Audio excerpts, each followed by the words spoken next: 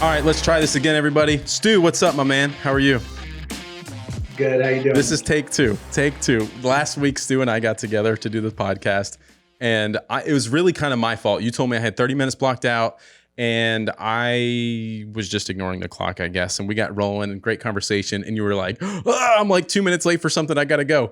So you split. And I think we'll take this opportunity to just take two. I think maybe a little bit better direction on where it can go. So I'm super excited about it. So I want to introduce everybody to you, Stu Carnes. Stu is from Empathy Wines / Constellation Bands. Stu and I met initially when I went to New York. We went to VaynerMedia. We had Gary Vee on our Tactical Baby Gear podcast, and the stars aligned. I got to meet Stu. I think is the most valuable relationship that I met, or the best thing that happened from that whole trip, in my opinion, is meeting Stu and sort of the friendship I like to think that we've sort of developed through Instagram. We have a lot of like similarities and just live so almost like this weird parallel life. So I'm super excited to have you on the show again, unofficially. I'll use that first 30-minute clip to probably take a few clips out of and post some content, but this will be the legit episode. Stu, welcome. Thanks for coming again. Thank you. I was going to say I got to meet you when you came. You said you got to meet me. I look at it the opposite way. You know, I'm glad it's a mutual thing. I'm glad it's mutual. Will you kind of introduce yourselves to everybody? Give us the quick snippet of who you are, what you're up to, where you've been, how you get to where you are now, and what you do. Yeah, I'm going to be much quicker. I know the last time around, it took me about that full 30 minutes to describe like how I got here. If you play that back. So I'll give you like high level cliff notes and we can move on. Sure. Creative director, started at Empathy Wines, and we were acquired by Constellation Bands back in July. And I've been working with them on kind of helping them build out a direct to consumer practice for the majority of their wine portfolio. Originally worked for John Troutman and Nate Schroeder and Gary Vaynerchuk on Empathy Wines, and before that, I was in ad land for the majority of my career. Like agency world, large agencies. Yep. Got it. Yep.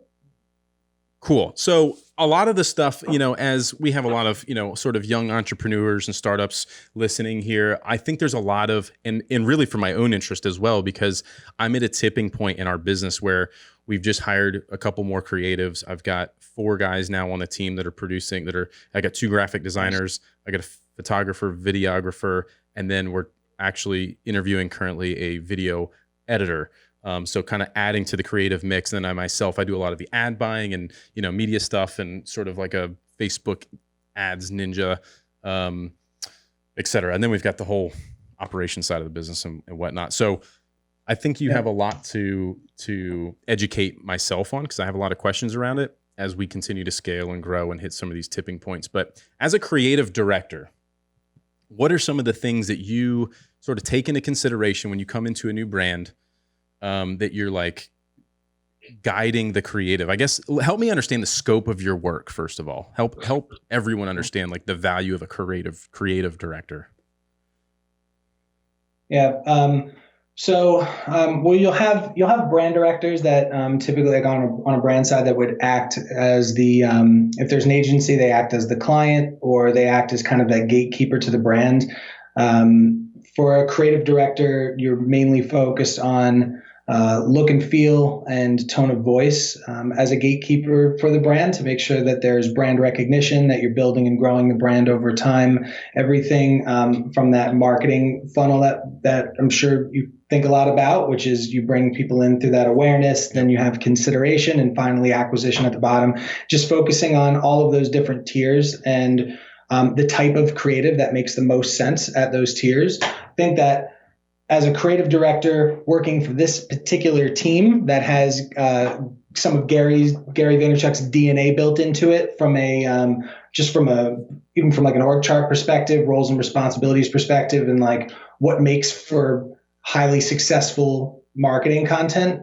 It's a very different type of practice than I was used to back in the agency days, and much smaller, more nimble team. It's interesting when you talked about the breakout of your team.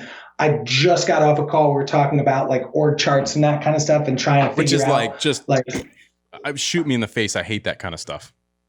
Crazy. What's interesting is like, I thought that I wouldn't like it. And now, I have things I like and don't like about it, but as far as a challenge, like it's an awesome challenge because it's like really trying to hack the perfect SEAL Team 6 to like to just execute on whatever job that you have, and really like it's at the end of the day, look, it's a bang for buck thing, but really figuring out like where you can find like serious efficiencies. And that's not just as an overall team, but individuals as you hire them, helping them to find efficiencies in their work. So you can kind of hit that triangle of like quality, speed, budget. And it's usually like pick two. Right. And in our case, we're constantly trying to hit the middle as often as possible. And I actually think it's a lot more doable than people give it credit for. When you do hit the middle, all three suffer a bit, but I think there's room for those things to suffer because at the end of the day, the consumer is not as nitpicky as the executive creative director, the CCO, or something like that. We talked about that a little bit last time, and it was like trying to balance that volume with quantity. It's quantity and quality, right? And it's sort of finding that balance between the two and trying to nail the middle of that triangle with a balance of all three. Quality. What you got? Speed, quality, budget. Speed, budget. I look at it as like when I was building custom cars, right? It's like how fast do you want it? How well do you want it done? And how much do you want to pay? It's like pick two. You want it done quickly and cheap, it's gonna suck. Did you have one left over from those days? Did you hold on to one or two?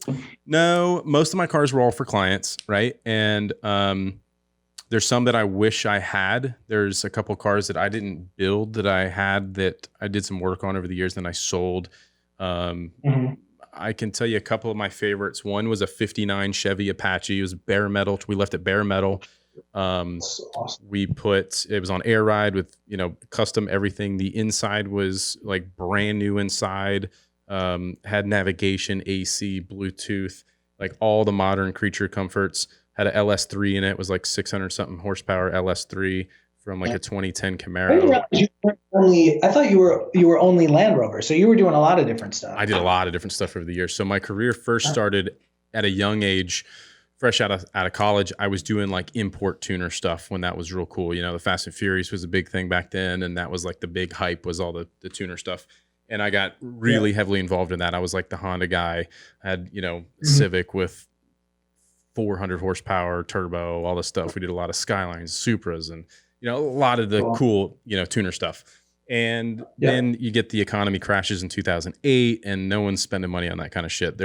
I had to really switch gears. I had to pivot my business very much like businesses are pivoting now to digital. I had to pivot that custom car business into more service repair work. Like I just had to make money. So I was changing oil and doing brakes and timing belts and oil leaks and that kind of stuff to pay the bills. And then eventually the economy kind of turned and people started spending money on custom cool stuff again.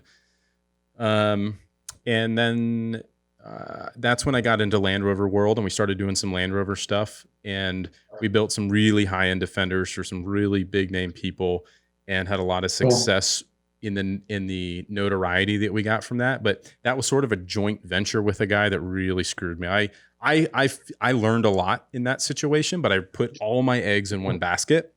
And that guy really went belly up. He was robbing Peter to pay Paul and having to take deposits on trucks to buy parts for the trucks we're trying to finish. And it was to go from that situation and then come out of that to do what you're doing now, dude. Well, let me finish the story. Okay. So he kind of goes belly up. He's like telling me all these lies. We got parts on containers. They're going to be here, but they're stuck in customs. But that was a full lie. Like there was no parts, no customs, no problems. There was just nothing there. There was no parts coming in. So I had to call the shop. I called my guys like, hey, quit working on all those trucks. Go home, stop work. Like, I'll pay you. Don't worry about that.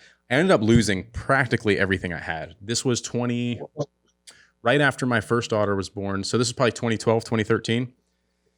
Literally lost like everything I had. Like borderline lost my house. That was the only thing that I didn't lose. I had to sell everything. I lost a crap ton of money and all the amount of investment I put into the shop. I built like a whole shop just to build these Land Rovers.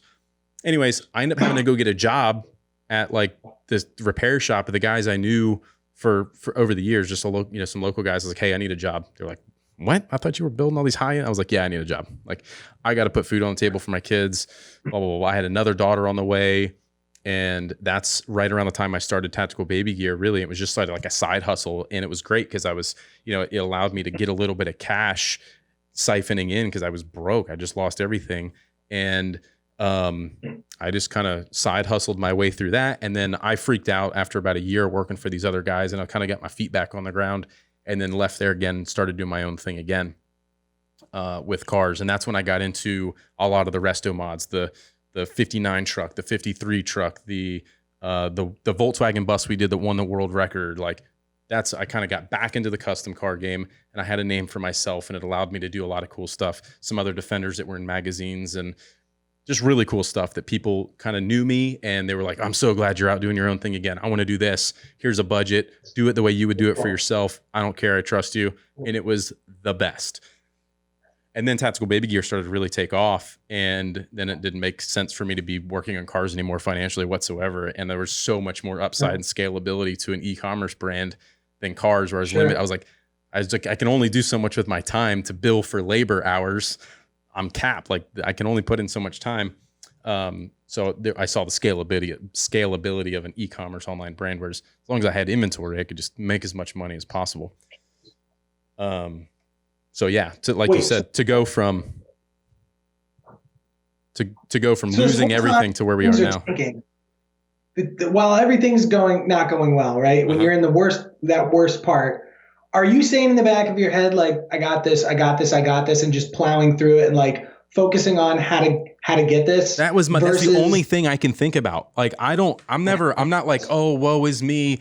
I got screwed over. Blah, blah. Like, I'm like, what am I going to do to get, I'm just head down. I'm grinding. I'm working till 2 a.m. I'm up at 7 a.m. I'm working, sleeping 4, 5, 6 hours a night and just grinding through it, knowing that I'm digging out of this hole. Right. Like what's the alternative? You can fucking sit in your room and cry about it. No, I know. You know what I'm saying? Yeah. To have two businesses like that in a lifetime, let alone one, is a pretty impressive thing. And it's like it's interesting because like me and a bunch of other people that you talk to on these things, like, you're talking to us about what we do, but it's so fascinating from the opposite side. Like, I do not see myself in the future. I don't think I will be a business owner. I would always like to be number 2, number 3, likely number 3 as a creative person. Rarely number 2, but I'm cool. I'm real solid with number. Like, I love being number 3, but man, like, it's really impressive. It takes a very specific, like a very certain type of person. You're born with something that allows you to go after things like that. It's really cool. And that story is awesome because that's 2 in a lifetime. It's like pretty good. Well, I appreciate that. Thank you. Yeah. I just feel like it's the way I'm wired, and I'm fortunate enough to have a business partner, Alex, who is the super numbers nerd, spreadsheet, number crunching, like operations guy who I brought on, early on when I recognized that I had something that had traction. I knew how to make a cool product. Because, like, let's not forget that I made the first bag myself out of necessity. Like, our ability to do upholstery and interiors on cars is what allowed me the ability to like sew my first bag. Never made that connection. Very cool. Right. So anyways, I knew how to make a cool product. I didn't know what the fuck to do with it from there. I was like, hey, I got something cool. People want it. I can't keep up with, I can't make these things on my own. This is outrageous. I'm trying to build cars and put food on the table. I don't have time for this, but I knew it had tractions. I knew it had legs. My friend, from like my childhood friend, Alex, who's now my business partner, I've known him since like kindergarten. He posted a picture of a product that he invented on the shelf in Target. And I was like, Alex, that's the dude I need to talk to. He knows how to like mass manufacture and take things to market. And so I hit him up. I'm like, hey, what's up, man? Hey, I got this idea, blah, blah, blah. Yeah. And he's just blows my mind with information that now is just like, duh. But he's like, yeah, you got UPCs and all that kind of stuff. I'm like, what's a UPC? He's like, like barcodes. And I'm like, oh yeah, like barcodes. Like, yeah, that's probably a good idea. Something I should think about. But like, I didn't know anything about, like, that's the operational side that is super, super important to have someone on your team that is in thinking about those things and thinking about the numbers and what's this going to cost? How can we shave a few pennies off of this to save so we can reinvest into more marketing and yada, yada, yada. That you can't, it's hard to do business as a creative, and art, right? Because you gotta have the operations guy. You gotta have the guy that's super anal and like uptight about something to help drive it in the right way sometimes. Thankfully, he and I are both wired in a way we have a lot of that crossover amongst those things. So I understand what he's trying to accomplish. I understand what he needs to be doing. He understands my side of things. We've both done both areas of that. So there's enough crossover between us to where we've had a lot of success because of each other. And I don't take that for granted whatsoever. And I wish everybody was able to find, some synergy with somebody in that way that helps them grow a business and is wired to work all hours of the night or do whatever it's going to take to get there. Whatever where is, right? There's no like finish line, but you know what I mean? Yeah. Cool.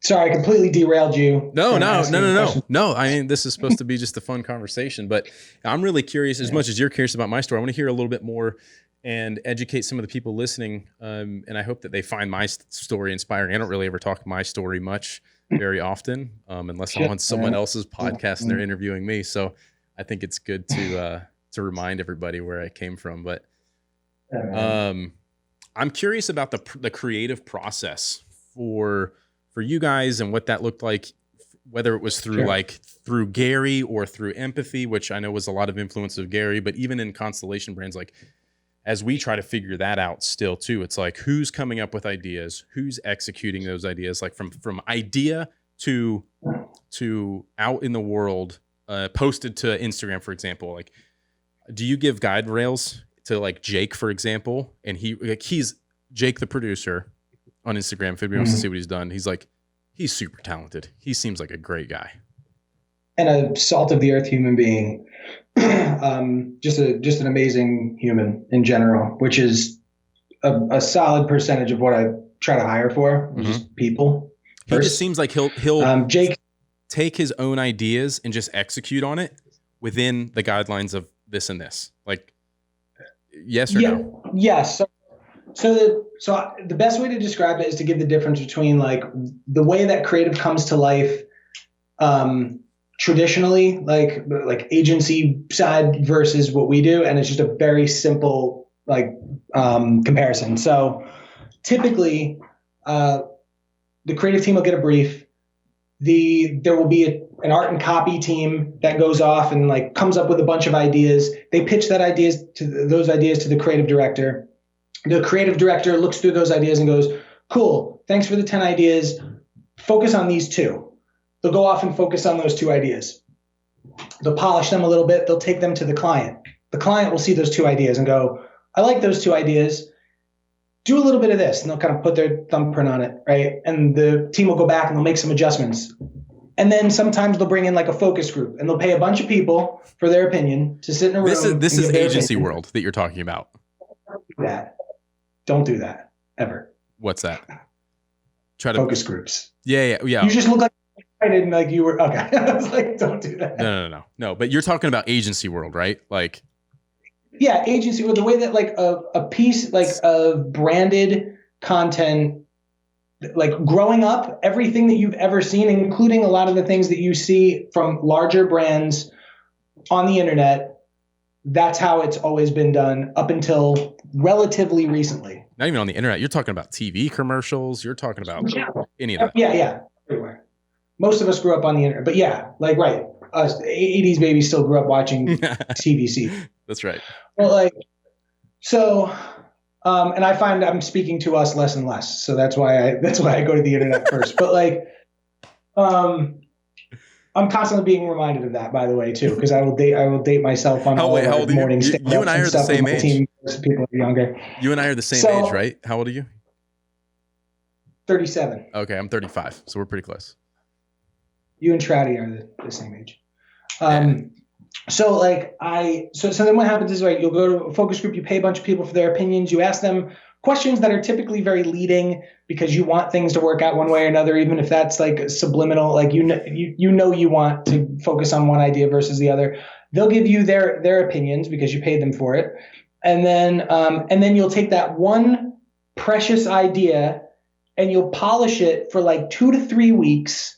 And then you will release that idea to the entire audience of the brand, and pray that by putting all those eggs in one basket that you did the right thing. Then likely what will happen is a marketing science team or some sort of study will come out and it'll say, this is what your audience was actually interested in. And then you will repeat that process without actually absorbing those insights and having those insights directly affect the next round of creative. And a lot of that is driven by a few things.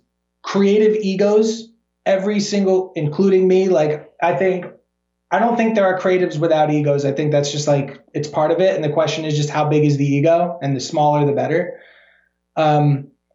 Also, I think it's focused on winning awards so that you can attract more clients, things like that. Like, I think that's where that process really comes from. I don't think it's actually the best way to get from A to B, which is what led me to want to work with Gary, Trouty, and Nate, is just they do things differently.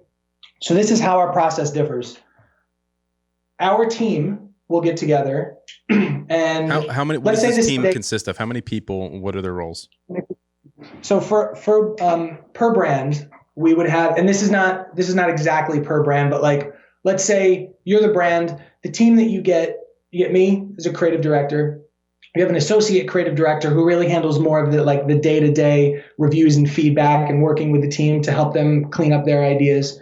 A project manager. You'd have a content producer who, now this is the difference, right? So between what you were talking about before, how you're setting up your team, we have our producers shoot and edit photo and video. So that's one person doing all three. And then a designer who's typically focused more on layout, things like landing pages, email campaigns, paid ads, doing the layout for typography and things like that.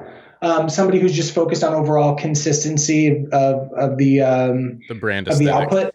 And then you have a copywriter who's writing all the copy for that stuff.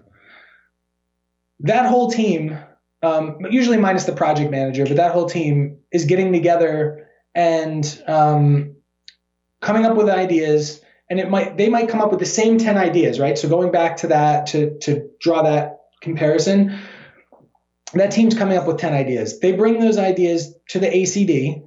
The ACD is looking at that and going, cool, all 10, as those ideas are all, by the way, should be based on RTBs, like reasons to buy, reasons to believe. So whatever your value propositions are, all those ideas are how many different ways can we bring those RTBs to life? So one of them is ship to your door is the most obvious one right now because that's what we're working in DTC. So everything is shipped directly. That today is still considered a reason to buy. I think maybe 2 years from now, that's going to be like, you could buy it in the store. Like, of course I can order it and have it shipped to my door. You could do that with every business in a couple of years. But right now it's still relatively new. And if anything, I think we had a 6 to 12 to 24 month head start as Empathy before the pandemic hit. And then when that happened, everybody was like, how do I become a direct to consumer brand or at least have a branch, which is how we ended up being acquired. Oh, actually, no, it's not true. I take that back.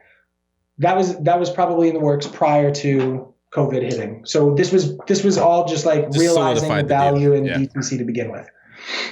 So we'll come up with 10 ideas, all of them based on RTBs or value propositions. And we adjust them to just, and this is just about we can make it hit a little bit harder if the copy, we change a couple words in the copy here. Or, that execution sounds awesome. You're going to shoot it this way. What if you shot it at this time of day to get a harsher shadow? Or what if you shot it in this location versus this location to make it feel like it lives within the same brand world? You don't want to shot in front of a brick wall, maybe shoot it out in a field, whatever. Just those slight adjustments to keep things within those brand guardrails, right? Mm-hmm. And then instead of the client review or the creative director review where we whittle things down into 2 ideas that we then we bring down to 1 idea with a focus group or something like that, we just go out and we produce all 10. So we skip those middle steps and we're like, okay, now we've made our little adjustments. Let's go execute all 10 and put them out into the market. And we're not just going to shoot them out to the entire audience. What we're going to do is we're going to strategically target segment cohorts or specific segments, right, within that audience based on those different ideas. So how do I bring the idea of ship to your door to life for somebody who lives in Manhattan versus somebody that lives out in a rural area who typically has trouble getting stuff shipped to their door? Those are two different messages potentially, right? So that's how we test. And then the learnings that come out of that, the insights that we've gathered, directly influence that next round of ideation and creation. So what we're doing is we're taking the things that are working and resonating with those cohorts. We're giving them more of it. We're saying like, we're actually listening to you. It's all about the end user. We're going to give you more of what you want. And the things that you're just not vibing with, we're going to put those to the side and replace them with new tests. New experiments. Like new kind of messaging. Got it. And so it's really just like a feedback loop with a team that's gathering insights, and everything is about the end user at the end of the day. It's not about me as the creative director. It's not about the ACD. It's not about the client. It's about the consumer. And it's really like consumer-centric, insights-driven creative. Sounds exactly like what we do. It's so funny. I mean, it just seems, like it seems so intuitive, right? Like, why would you do it any other way? But, and I think that's what attracted you to Gary, to Gary and Trouty and those guys, because that's how they run their business in like a logical, intuitive kind of way versus like the BS that the rest of the agency world was doing, because Gary came into that world so blind to what was happening already. He just did what felt right and natural to him, which resonated with me, which is why I started paying attention to Gary in the first place, because I was doing the things that I found him in probably, 2015, 2016. And it was like, oh, this is my guy. Like, this is what I'm doing. He's preaching to the choir here. Like, let's go. Now, I will say like the difference is, and something to note is like, as a creative director of a group that's greenlighting 10 ideas, as opposed to like the role of the creative director at the agency is to be the vision behind that and go, I'm looking at these 10 and I can kind of like see focus it down a little bit. I want to see the idea that I'm going to focus on, and that's what we're going to go with, because I think that this is what's going to vibe with consumers. That's a skill set that you're required to have as a creative director at an agency. I think I still have that. I mean, I come from an agency background, and that's where I was inevitably going to go the ECD CCO route. But in this, and I still may go that route on this side of things. But I think what's changing is my role is a lot more about, as a whole, keeping things on brand, making sure that the brand story is coming through, that brand recognition is a factor. But also the ability to say, how do we keep that, but allow that many ideas to go out into market, like safely, so to speak.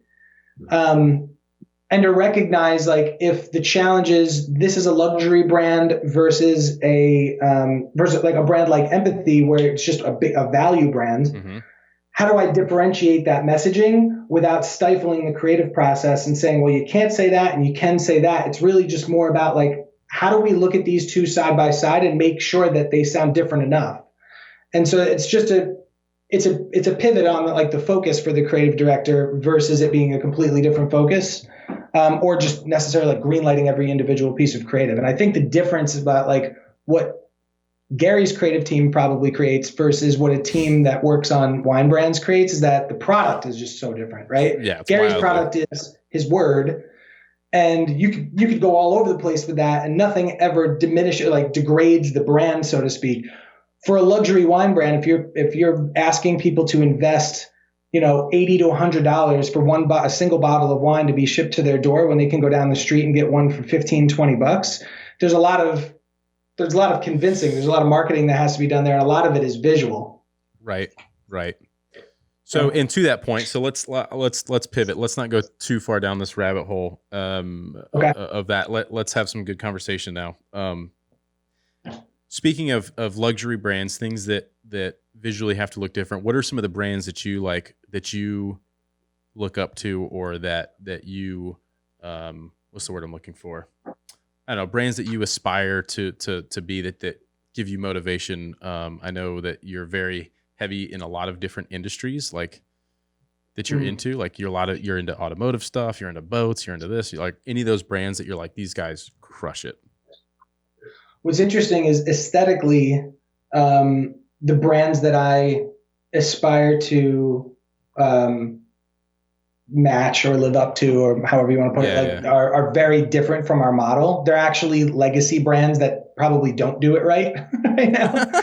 But from a storytelling perspective, I mean, to build legacy, they've been doing it one way for such a long time that it's tough to just completely pivot and do something different.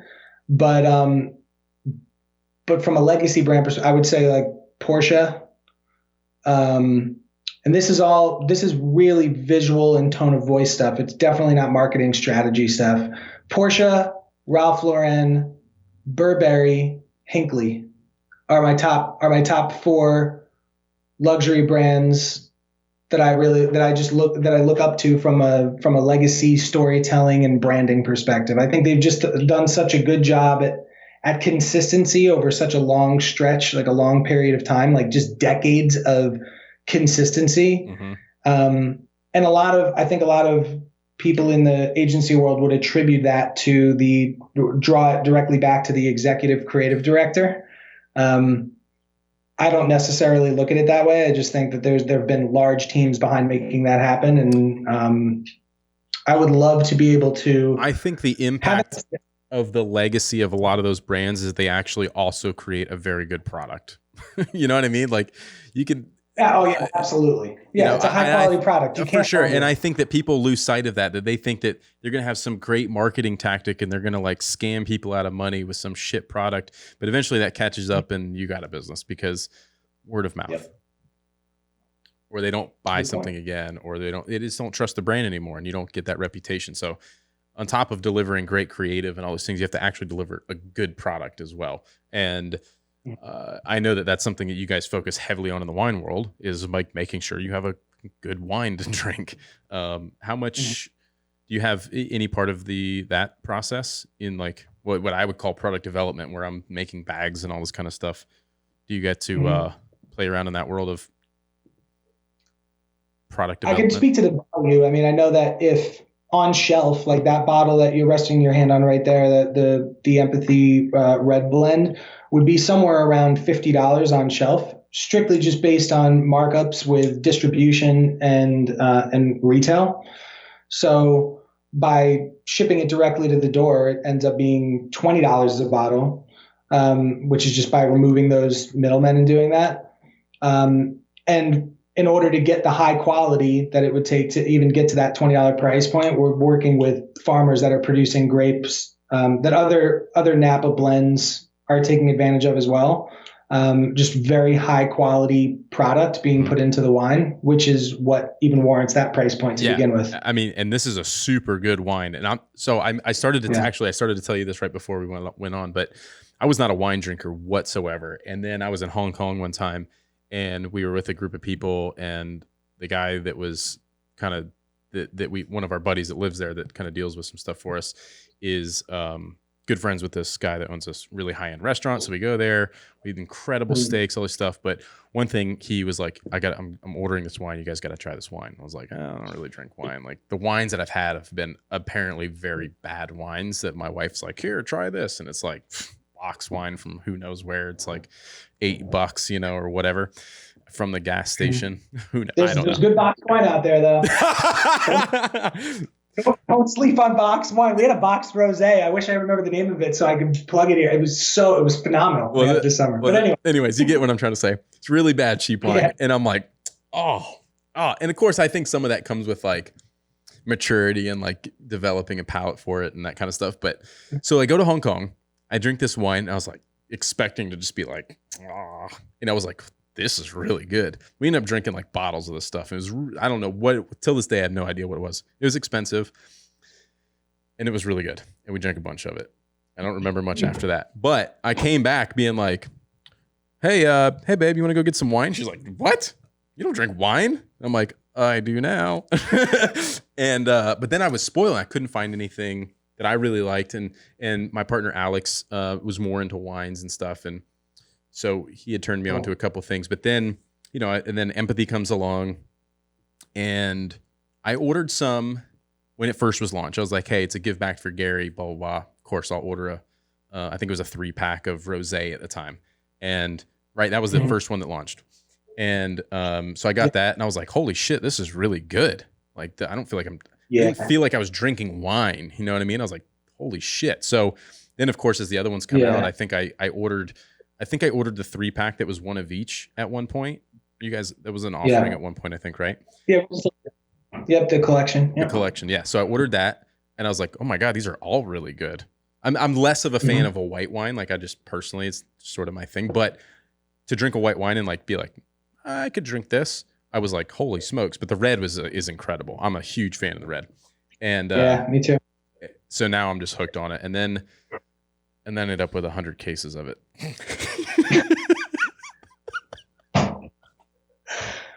Dude, do you know that story? Do you know how all that came to be? I mean, I'm sure you know now at this point. Working. Yeah. I mean, I don't know if I worked on, I think I came in shortly after they had like built out the whole like Barter. That program. Yeah. But I do know how that was working. That's a lot of wine. I know that there were like pallets being delivered, right? Dude, well, with the shipping laws, it was with the shipping laws in South Carolina, it was like 2 cases per address per month is like the legal limit. So everybody I knew was getting wine every month. And I was like, yeah, just drop it off at the office. So I'm like, God. And then we moved offices and I had to carry, and like what we were going to do, the initial, so for everyone listening, when I had Gary Vee on the podcast, I ended up in a barter deal. It was like, hey, Gary values his time, blah, blah, blah. He'll do the podcast. You got to buy a bunch of wine. I was like, well, how much wine? Trouty's like 100 cases. And I'm like, fuck. That's a lot of money. And then, so this is actually going to be really interesting insight. So we debated it. We're like, man, it's a big investment for a podcast for 30 minutes, And we debated, and knowing, I was like, all right, let's do it. Let's go up there so we can get as much content around it as possible and just try to squeeze the shit out of it. And just try to make it worth the investment. At the end of the day, we'll have a shit ton of wine. And we'll hold an event and we'll host it. We'll give out wine and it'll be great. And so we did that. And turns out, and here's what was really interesting. Turns out my audience didn't give 2 shits about Gary. They didn't know who he was. They didn't care who he was. Nothing. That's shocking. Yeah. And this is the tactical. This is the tactical baby gear audience, right? No one knew who Gary was. I even did a poll. I'm like, because I was like, hey, we're going on Gary Vee. And it was like crickets. And then I was like, how's no one like, oh, that's awesome. Like nothing. So I was like, interesting. So then I did a poll. I was like, who knows who Gary Vee is? It was like 80% no one. I was like, wow, interesting. Because like the age demographic, like 25 to 34-year-old males, like no one knows who Gary was. So I was like, this is interesting. This was like after the fact, after we had posted the podcast and like, no one, and then while we were there, even D-Rock took some video of us, posted it from Gary's account with tactical baby gear this big across on stories. Yeah. While we were doing the podcast, because I came out and it was we were tagged in it and all this stuff, and nothing, not a single follower, I was like, damn, this was a bad investment. Right. Something was broken, right? Dude, I don't know. Still to this day, I could post something about Gary right now. No one gives 2 shits. And I was like, well, this was a terrible investment and not worth a penny of it. But I got a lot of wine still. And then by the time we got around to trying to figure out how to plan an event, we were like, all right, we're getting to the point where like, and then freaking pandemic hits and forget about it.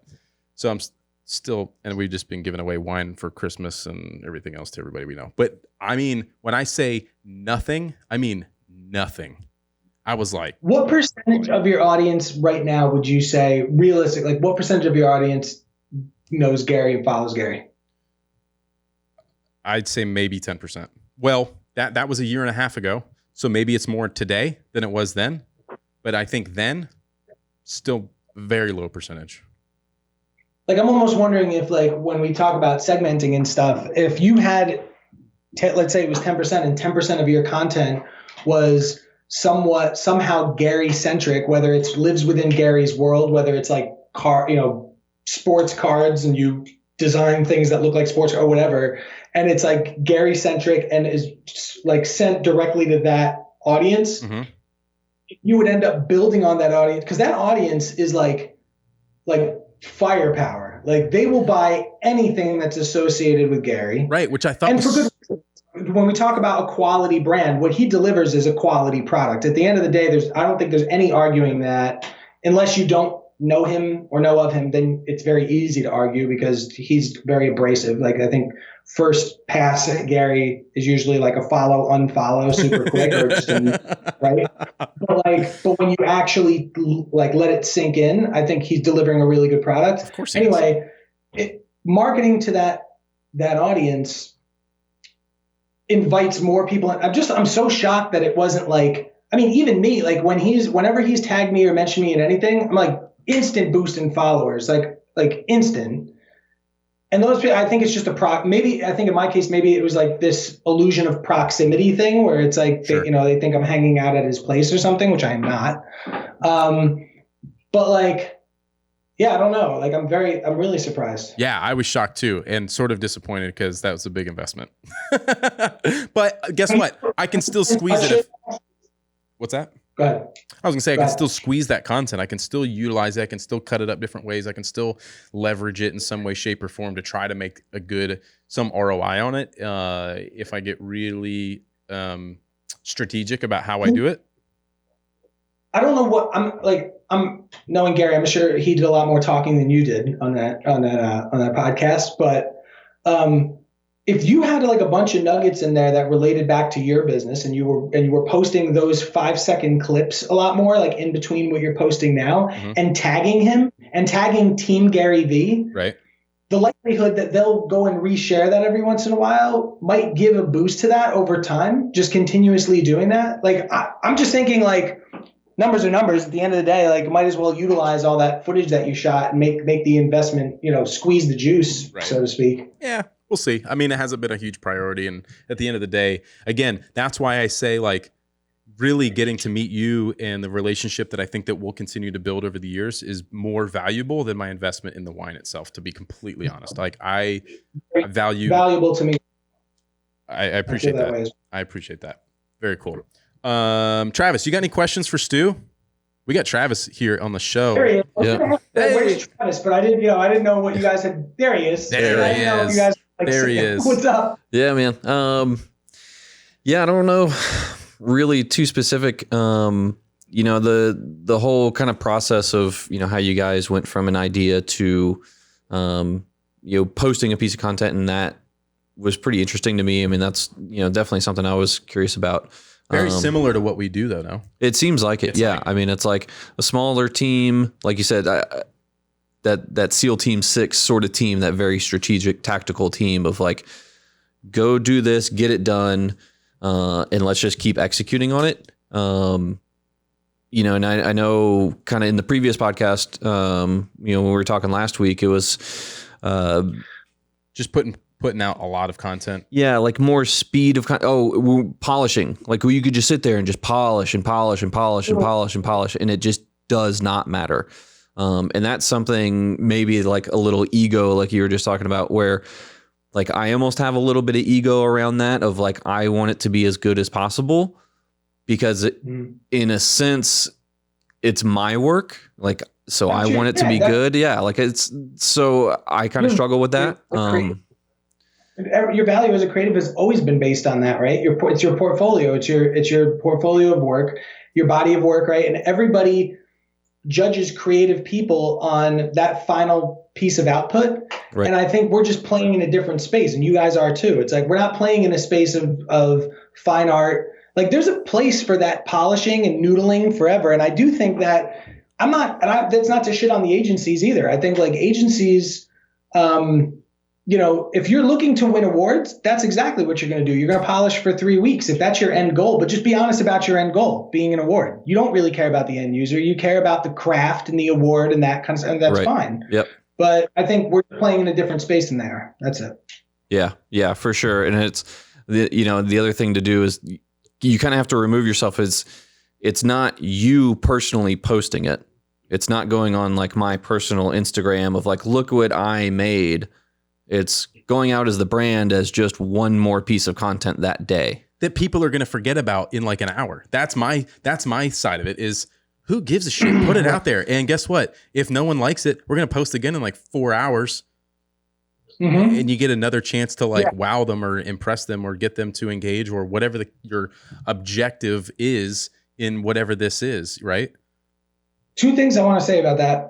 Well, actually, it's sort of along those lines. Is that like your work, right? Like I will recognize a tactical baby gear post from a mile away, and your brand recognition is awesome. So what doesn't matter if you post. I think you posting so often drills that into my brain to where, in certain cases, I think on a day-to-day, depending on how obnoxious the content is, like I don't think that your content is very consistent. So for me, it's like what happens is you get like it's almost like I get a blindness to it where it's like I couldn't tell you the last I couldn't tell you the last piece of content you posted just because I know exactly, like I know what it looks like, but subliminally that's being put in my head. And if I'm willing to accept having it on my feed and I haven't unfollowed you for something that was like really off-putting, like I'm going to end up giving you business. I will tell you this actually right now.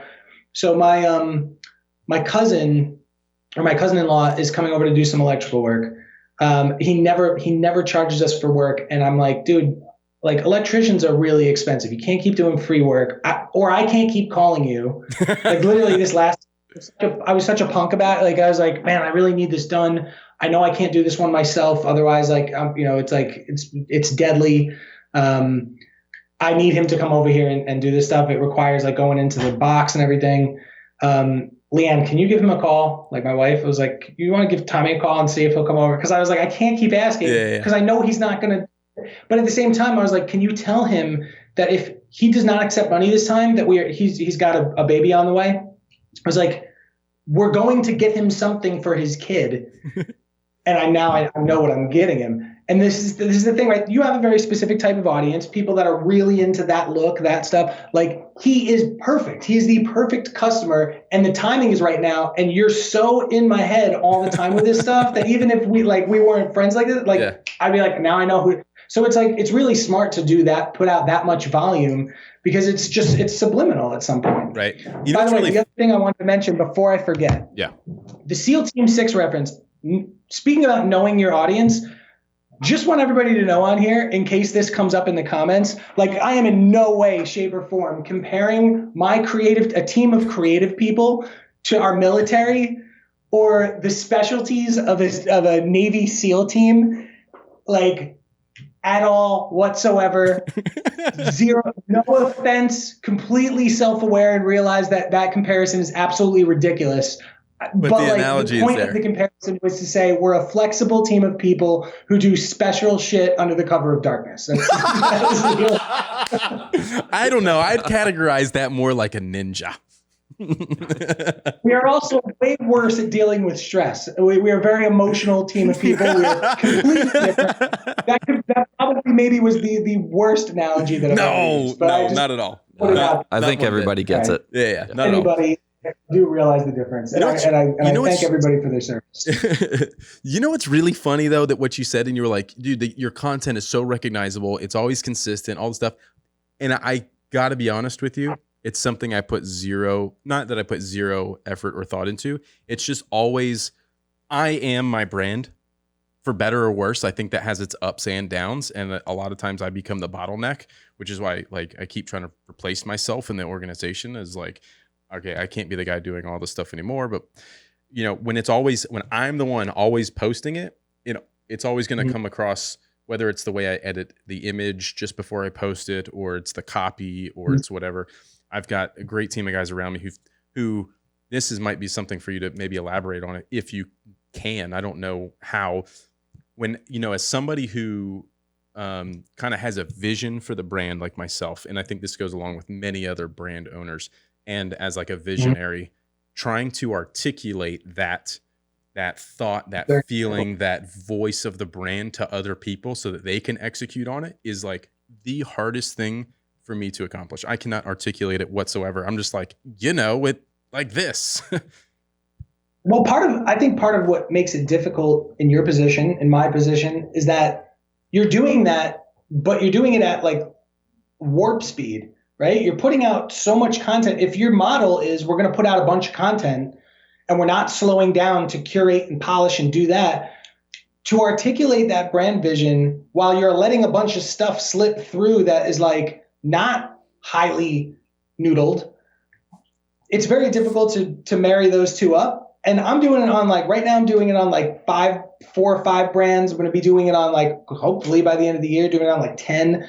Like to do that, I think is really difficult. So that's another thing is like when somebody's like, "What's your brand vision?" I'm like, my brand vision is to evolve gracefully over time and deliver on what the consumer's resonating with. Like that, at the end of the day, that's what it is. Like the brand guidelines, I think are actually a completely separate thing. And I think there need to be guardrails so that there's brand recognition. But like, I don't think you can just have a singular vision and articulate that clearly when you're moving so quickly. And you're trying to test things. Like that's the other side of it is you have to be willing to deviate from that vision a little bit to test the things, right? Right. Like, I view it as like that 80-20 rule. Like 80% is going to be the stuff that we know is the tried and true, the things that people resonate with. And we're going to experiment with 20% of new shit and just see what happens, right?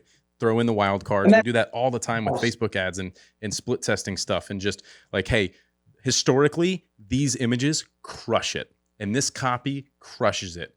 Let's throw in some wild cards and see if it helps. And how. So here's a car example of that, right? So you know, are you familiar? Virgil Abloh.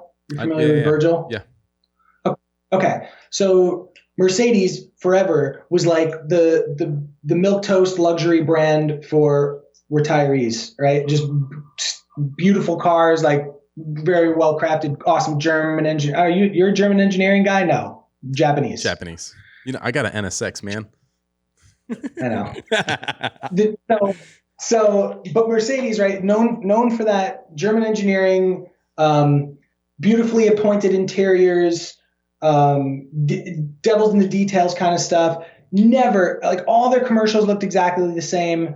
Every website image looked exactly the same. Their fonts, like they're very consistent. Not an amazing brand from like a branding perspective, like nothing special, just like very expected luxury brand. Then they bring in Virgil and he redesigns the G Class. Have you seen that yet? No, but I didn't know he had any affiliation with that at all. Virgil Abloh G Class, Google it. It's like a cartoon. Like it looks ridiculous. But what's cool about it is like they realized that that singular brand vision that they had for such a long time needed work, right? It needed to resonate with a different audience. And the way to bring that audience in is you have to test something like that. Mm-hmm. So in their case, they probably put all their eggs in the Virgil Abloh basket, which was a pretty safe bet because everything he touches turns to gold. But he's done a great job. You could have tested that for almost for free with organic content of like, you know, which G version of the G class looks the coolest. And you could have done like 5 different mock-ups, like really cool Photoshops that look real of the G class, landed on our audience is resonating with this crazy looking one that something like Virgil might make. Then you can, it's an even safer bet. And then you can double down on it and go to Virgil and have him make it. I want to do that all the time. I always want to do that. I'm like, hey, let's design like 4 new bags and like let them decide. Let them tell us which one they want instead of me guessing at it. Yeah, and the test and learn approach and that approach of like we're gonna put a bunch and let the audience decide.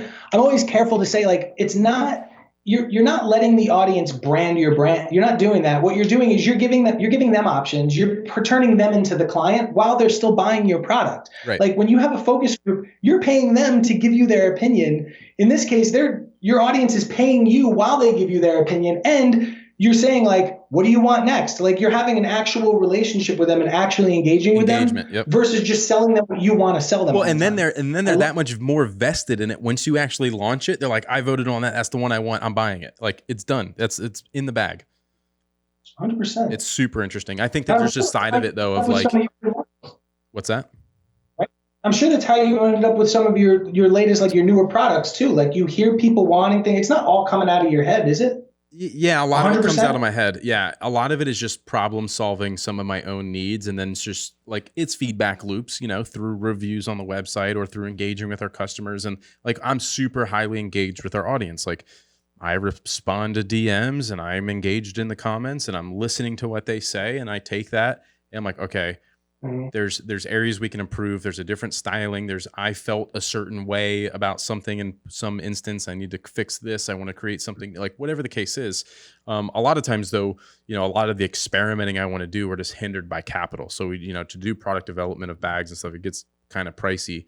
And we're still bootstrapping it. Like, yes, we've had a lot of success. Yes, we do decent revenue and all these things, but we still have to be able to experiment, and some of that costs money. So, that's just sort of some of the growing pains of scaling is like, it gets tough, but you use the feedback as much as possible. You learn from it and you try to put out something that you think that they're going to like. And sometimes it's a flop. Then you have to accept that and okay, don't do that again. Next. You make those little TP tents so the kids don't pee on, the boys don't pee on you? No, we don't, but we should. We certainly should. But see, here's the thing. That's what I'm thinking now, because I got a son on the way. So now all I'm thinking about is man, that's right. I don't like being peed on. You told me you were expecting right after we announced it, and you're like, no one knows yet, but we're expecting. Yeah. Congratulations, by the way. When are you guys due again? Your date, June 1st. Same date? Yeah. How did I forget? Oh, that's we live such parallel lives. Let's talk about that for a second, because I mentioned it in the beginning. Some of the things that you and I are both interested in and have a passion for. One is like branding and the aesthetics of things, and sort of being wanting to perfect certain things, I think, and having certain design aesthetics that we're appealed to. We're both into cars. We're both into boats. You're doing a lot of interior house design stuff, which I've become more and more obsessed with. And now we're building a house. So I'm super into that right now. Awesome. Yeah, we're about to put an addition on because we're expecting. So I'm kind of living in that zoning board world right now. Yeah. Let's talk about boats. Yeah. You were a big influence in the boat that I bought last summer when I was it's time for. You forgot we both love our country too. And we both love our country. America. Not everybody has that in common these days. So I just, I wanted to just check that box. Just make sure we're aligned there. Oh my gosh. And apparently we both like to drink. But we both like wine as well. Let's talk about boats for a minute. I live on an island. I grew up on the water. I've always been around boats and all these things, but it wasn't a huge passion for mine. You seem like you have a passion for boats. Am I wrong? I have a more passion now. It's past life kind of stuff. I believe in that. I don't know what I believe about it. I am religious to an extent, but I do believe in past lives and something. I think there's an ancestry thing there that goes back to Ireland or something. But I just wait. Are you Irish? Also Irish, yeah, but I bet you're not also Jewish. I have to assume that that's where our similarities end, right? Yeah, my mother's Jewish. I'm not Irish either. I'm Scottish actually. But when you said that, wait. My dad just did the 23andMe thing like a year or two ago, and actually realized we have more Scottish than Irish. So we can still check that box. Damn, we're like blood brothers. But I'm not Jewish. You're right. Right. We could spot each other from a mile away. I knew you weren't Jewish. So the boats. But I'm not actually. We don't practice. We do Hanukkah and Christmas, but we're Christian. Grew up Christian, but Jewish is also. Most Jews I don't think don't know. Well, I shouldn't say most Jews probably do know how it works. Most New York Jews probably don't know how it works. I don't know how that is also being Irish. I don't know. Anyway.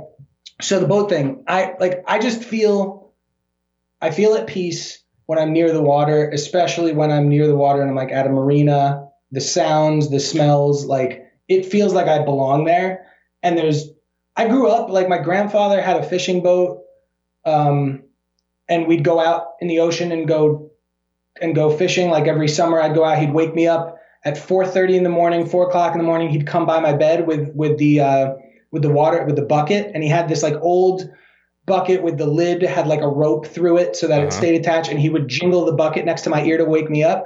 I'd wake up, I'd help him pack his he had this big boat of a black Cadillac, I don't know what DeVille, I don't know which it was. Those cars I don't know, but It was like a living room with wheels, and we'd pack that thing, put all the coolers and the fishing rods in and everything. We'd go down and we'd be out all day. We'd come back at 5 o'clock with tons of fish.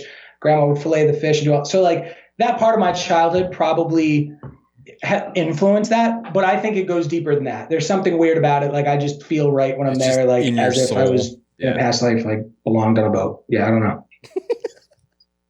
Well, you were a big influence on the boat that I bought last summer. So I had like a ski boat. It was a top. It was a top. I do say so. God, it's a great choice. I really appreciate that. But when I had my first child, and it was, she was really, really young, and my wife was super stressed out about the baby in the boat, and it's gonna fall out, and all these different things. We get rid of this boat.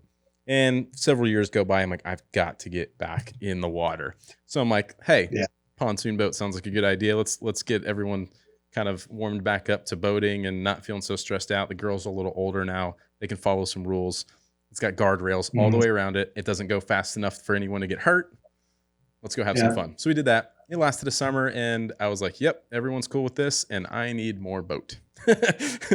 And so we sold that, and that was the time I hit you up. I'm like, hey, think about buying a new boat. What do you think about this? You're like, well, what are you looking for? I was like, I want like a deck boat / cuddy cabin. Really like the Sea Ray SLX, I think is more of that. Yeah, SLX like 400 or the 350. Actually, 400 I think is when you start getting that cabin. Yeah. Right? I think so. But way out of my budget, right? Those are super expensive. Did you see the new 370, 400? No, it was a 400. I think they just come out with the new Sundancer. Is that Sea Ray Sundancer for something? No, here's the thing. With cabin cruisers, I'm like a little bit, I don't know. Cabin cruisers all start looking the same to me, and they all kind of look like sneakers. They all look like a pair of Jordans on the water, and it's like, I don't know. Like I'd rather have a boat that has a little bit more character to it. They're awesome. Don't get me wrong. They're awesome. Beautifully appointed, tons of room, everything you could ever want in a boat. And when you're on it, you don't feel the way that I'm feeling right now about it, but but I'd rather go with the SLX 400, which is like you get the open bow, you get the cabin, you get all the awesome styling, and the anything you want, from the coolers to the grill to the little kitchenette, all that stuff. The seating layout is amazing. You got tons of deck space, and you get that, like, if you spend the extra cash, which, if you have that money, you might as well go the distance and do that, like where you have like the side drops down and you get the extra swim platform, and it becomes like a party on the water. Mm-hmm. That to me is like, I'd actually rather have that than the Sundancer is like your traditional cabin cruiser. The Sundancer now is like that. Oh, the newest one. Well, they just came up. Well, no. But the newest one that just came out this week. Last week, Friday, I think they announced this new, and it's like all their new design language and yada, yada, yada, all this stuff. It's incredible. I was like, what's this thing going to cost? So I went on their website. I built one out. It was like $850,000. Yeah.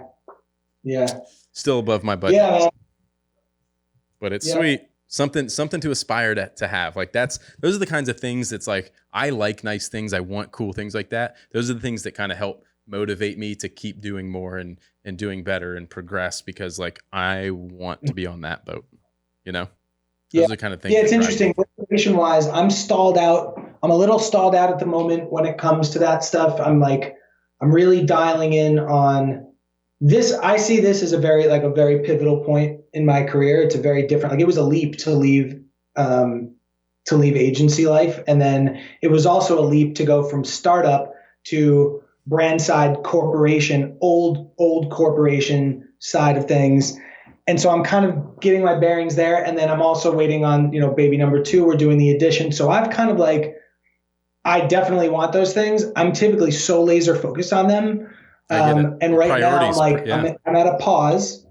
And then I'm thinking like next 2-3 years, get back into the flow of it and start gaining that momentum again and have my focus on those things. But I feel the same way. I mean, like I love nice things like that. And I think I've dialed in a lot more on, like, after having the Porsche, I actually realized I would love another one. I would definitely love another one, but I would go Porsche did you have? Over sports car. What'd you have? What's that? What Porsche did you have? I had a Cayman S. Cayman S. Got it. Cool. Fun car. And I would do Cayman over 911 again, like Cayman S over 911 all day. Really? Travis like that? Or Travis likes it? I don't know. I mean, it's easy for me to say that I'm a 911 snob because I have a 911, but I get it. I mean, the Caymans, modern Caymans are pretty incredible. I mean, I would like the GT4. I mean, that would be, as a like modern water-cooled non-911, that's probably one of the top things you can get, and it's a heck of a car for the money. So I get it. I name who's the guy, the Outlaw, the one that does all the old 911s that customizes them? Magnus Walker. Yeah. So like, if I was gonna go 911, I'd go back that way, and I'd want something loud and obnoxious and air cooled and like, you know, just that raw, like, you know. But if I was gonna go modern, like when I'm talking getting one in the future, I'm thinking the one I'm gonna get in the future is gonna be like, you know, 2000s, and I would go Cayman just because I love the styling, I love the balance. Like when I had the Cayman, I trusted that car. I literally trusted that car with my life. Yeah. Because I was doing things I should never be doing in a car, and I got it all out of my system before my daughter came, thank God. Yeah. And I'm still here. Yep. But yeah, I mean, that's the thing, and I think it's a very big distinction between modern water-cooled Porsches and like the air-cooled stuff that I have, and like what Magnus does, and that two completely different worlds. You can't really compare them. So I think it's fair to say. What's that? Design language, like you talk branding and design language. Anybody knows a 911. You know 911, and over the years, like they've done it so gracefully. I know that like purists really hate it's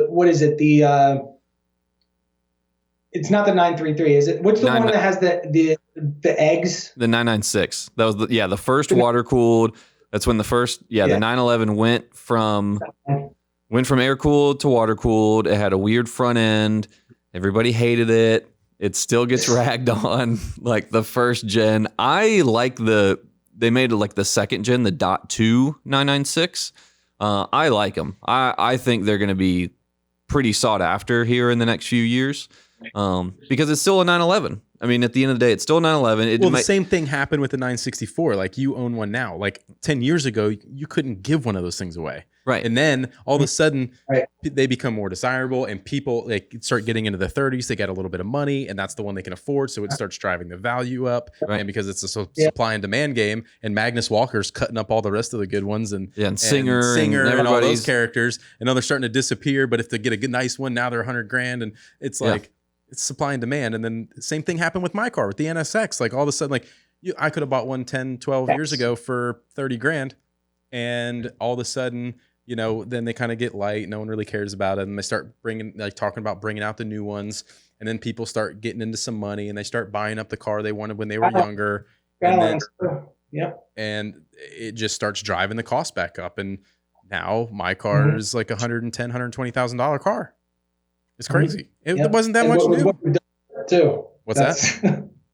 So with what you've done to it too, that's even, I mean, that's a very expensive car at this point. Yeah, it's crazy. But anyways. So I think, but boat over sports car now. One, because I actually think a boat is safer. And if I'm going to have a family now, I'm like, I just got to get out. I can't be behind the wheel of a car like that. Well, here's the other side of it too, is a boat is something that you can have fun with and enjoy with your family. A sports car you cannot. Like now, I am having a lot of fun with my daughters in my car. We'll go to Cars and Coffee, but I can only take one at a time. So it's a 2-seater car. So usually it's my older daughter. She's more into some of the car stuff, and she wants to go cruise around. So it's like a little bit of daddy-daughter time. It's a blast. I can get in the car. We go to Cars and Coffee. We hang out for a couple hours, check out some cool cars, see some buddies, and then we kind of go cruise around for half an hour and head home. And it's just a fun little morning. And I think that those are like memory building, bonding moments that she will hopefully cherish forever, right? And same with me. Like the fact when I get there and she's shifting gears and all the stuff that you and I did as a kid. Like you get in your buddy's, your uncle's car or whatever, and like you get to shift the gears. Like you'll never forget that. That was the best. Yeah. So anyways, I know we're bouncing up against the clock here. Where can everybody find you online if you want them to give you a follow? Stu Carnes on Instagram. Nice and easy. STUCARNES on Instagram. Cool. Dude, thank you so much. I really appreciate you coming on here and giving us some time and giving some education around the branding world, some do's and don'ts and all that stuff. It means a lot. Thank you. Dude, it means a lot that you've had me on this. I would love, you know what I'd love to do? I'd love to do a dad conversation next time around. Yeah, I'd love to talk parenting. Let's do that on Tactical Baby Gear, 100%.